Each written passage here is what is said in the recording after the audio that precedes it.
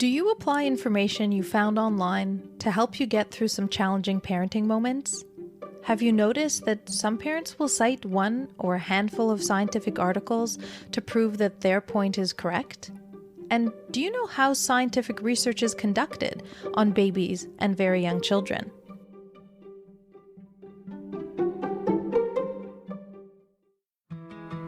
So the big question is this: how do we navigate through the mountain of overwhelming, often contradictory, and sometimes false parenting information we find online?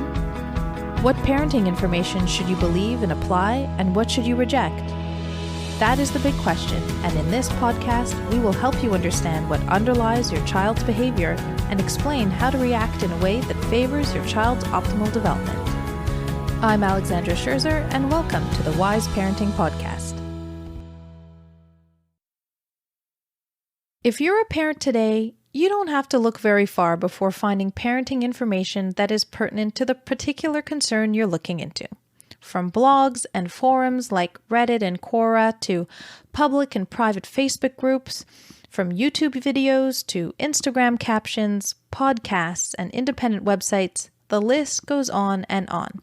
With so much information available, how can parents know which parenting information they should believe and apply, and which should they reject?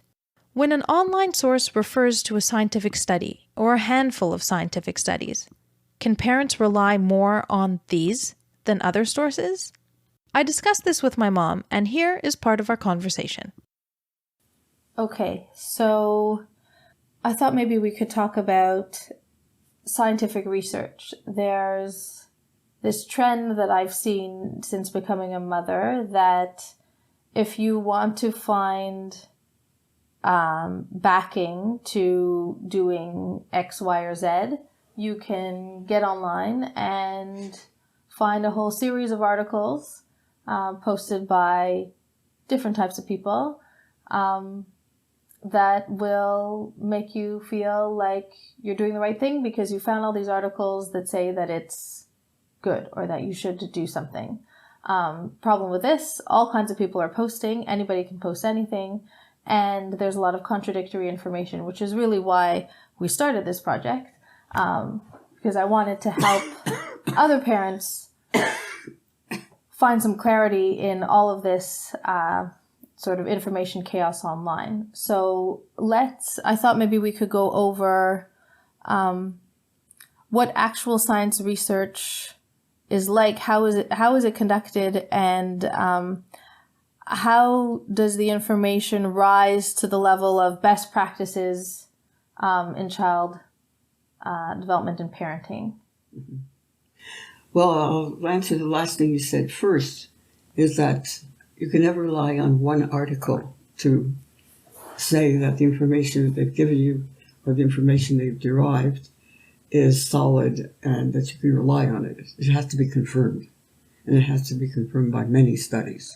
So even when you're saying article, you're talking about scientific articles. Even a scientific article. Right. There can be one, and the results are very tantalizing and very interesting, but it has to be confirmed.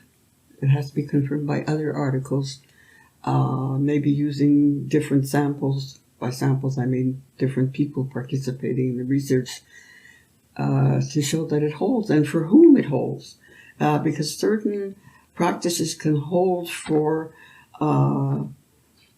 North American, European, Australian populations and not hold at all for populations in other parts of the world.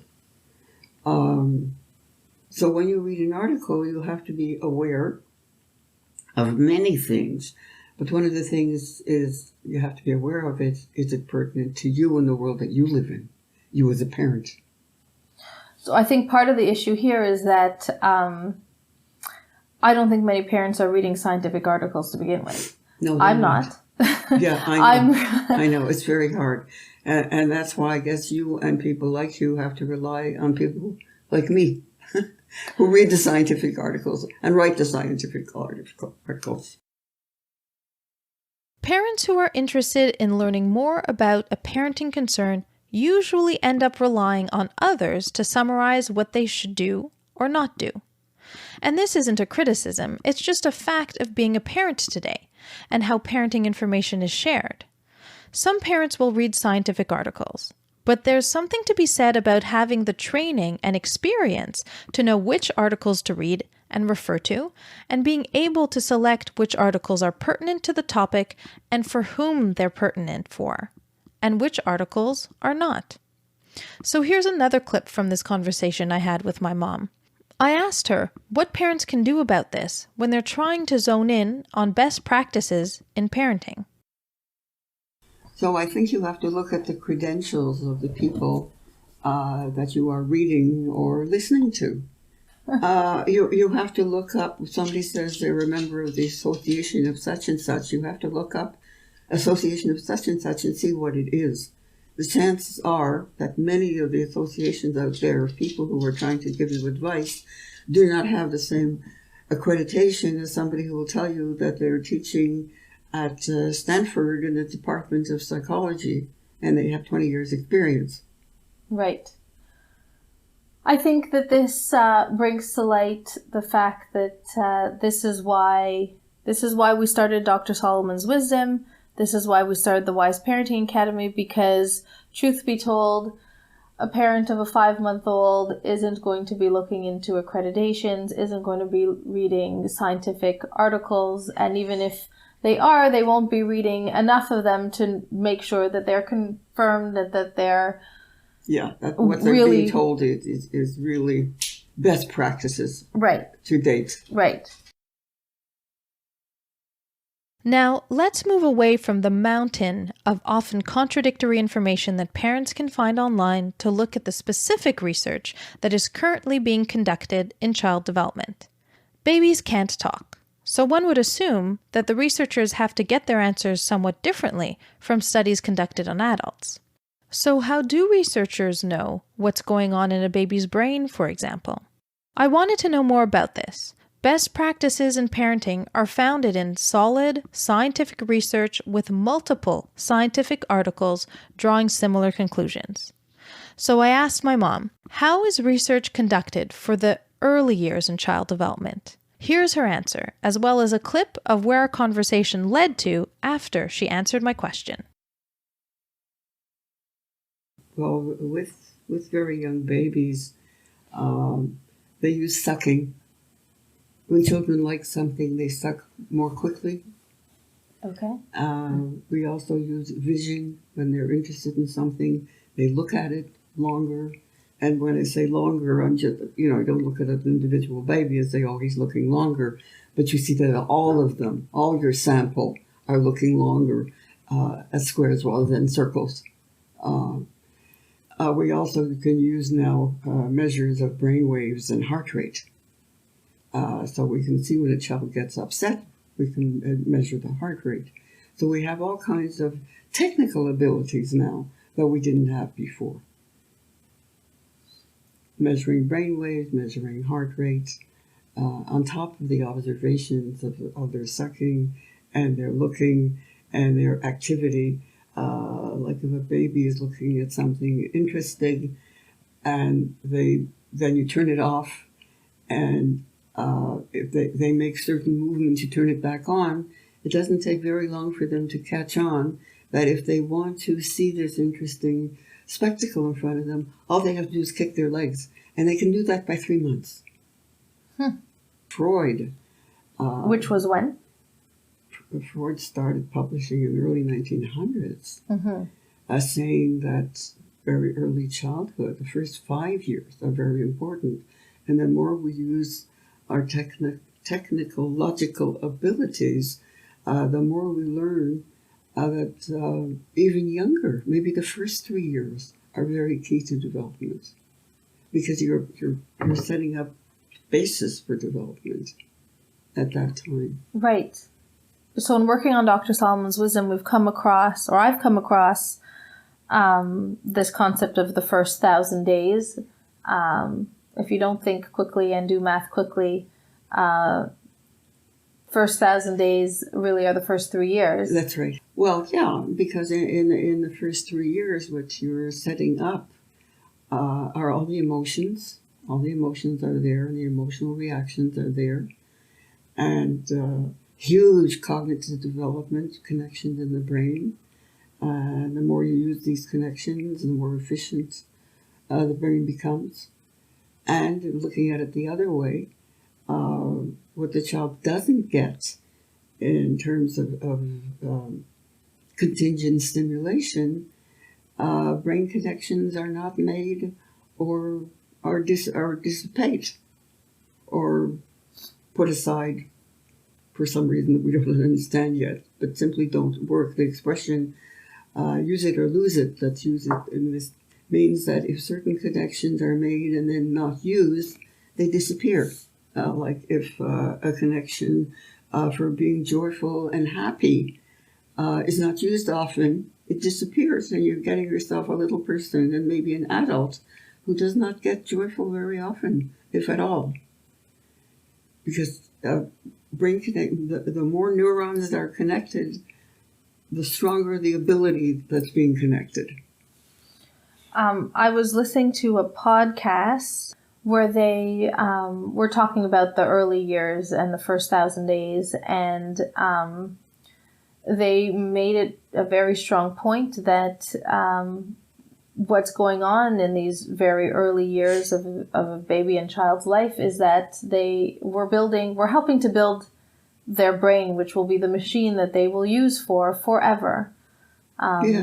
It's like they're building the foundation of a house, and that foundation is holding up the whole house. Right. And beyond the early years,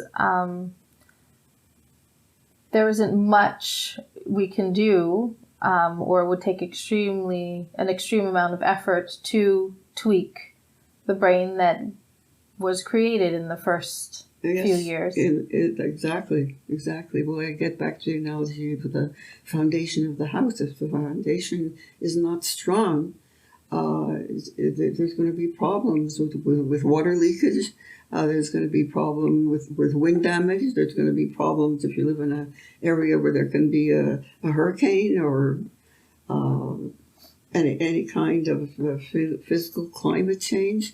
The stronger your foundation, again, with your child, chances are, if the child leads a normal, moderate life, he'll be strong. He or she will be strong and do well in life. And if you don't build a strong foundation, things that happen in life, the buffets, can be very destructive. And the child that simply doesn't have all those connections and all that strength to face what life will bring. And it seems that these connections for strength or weakness are very much set in the first 3 years. So back to the reason why we started Dr. Solomon's Wisdom is because the more that I learned about how important these first years are, and the more that I saw contradictory information online and or just a lack of emphasis on this type of information in the early years. This is what prompted us to start this. We need more better relay of the scientific research for these early years to parents, for them to better understand what's going on with their child and what they can do best to help their child grow into and form a brain that is going to help them to be as resilient as possible and strong and curious and everything that we want our children to be. Exactly. So if you're wondering which parenting information you should believe and apply and which parenting information you should reject, the following is the take-home message from today's episode. Parents should turn to scientific research conducted in the field of child development to answer their parenting concerns.